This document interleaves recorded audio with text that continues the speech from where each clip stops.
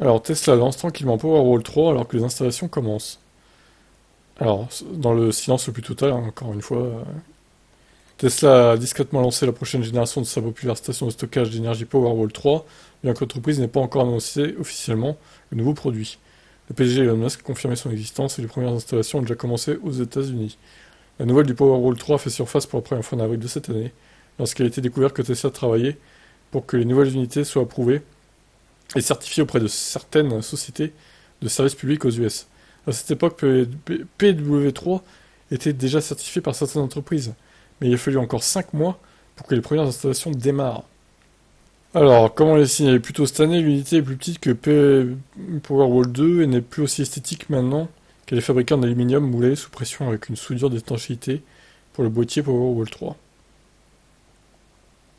Bien que Tesla n'ait pas officiellement annoncé les specs, les spécifications répertoriées sur le panneau latéral du PW3 confirment nos informations du début de l'année selon lesquelles il a la même capacité énergétique que le 2.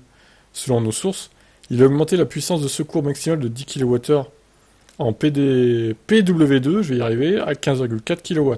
Il était également passé des cellules de batterie au lithium NMC aux cellules prismatiques LFP. Ça c'est bien. La fiche technique ci-dessous répertorie les types de batteries comme l'ion, qui couvre une variété de compositions chimiques de batteries, y compris LFP. Et nous pensons que c'est le cas, car le poids est passé de 114 à 130 kg. Mais l'unité elle-même est plus petite que la version 2, indiquant qu'une cellule de batterie plus lourde est utilisée. En bas c'est du LFP, c'est sûr. Hein. Tu perds 15 kg sur les batteries, voire même plus, et tu gagnes un peu sur la partie boîtier, quoi, pour compenser, on va dire. Ah, c'est bien que ce soit du LFP, ça va durer plus longtemps. Et c'est moins dangereux. S'il y a une explosion ou quoi, NMC ça embrasse toute la maison, quoi. Hein. Le LFP non. Un des changements les plus importants est que la version 3 est beaucoup plus facile à installer, un fait souligné par Musk, qui a ajouté qu'il était également optimisé pour une puissance élevée. La dernière inconnue est de savoir si le prix a changé. Tesla n'a pas réellement annoncé le produit, il n'est pas répertorié sur son site. Ça c'est quand même dingue.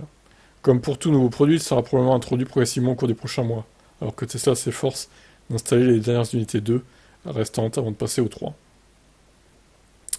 Ouais, mais alors bon, les gens qui auront la version 2, au final, ils vont être dégoûtés parce qu'ils savent qu'il y a le 3 en cours de déploiement aussi.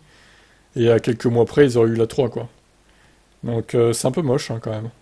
Moi, si j'avais commandé ça, je voudrais absolument la 3, hein. Pas la 2. Hein. Même si c'est plus lourd, au final, c'est plus sécure. Et la durée de vie est bien meilleure. De par ses cellules LFP, donc bon. Ma foi, je vous laisse commenter.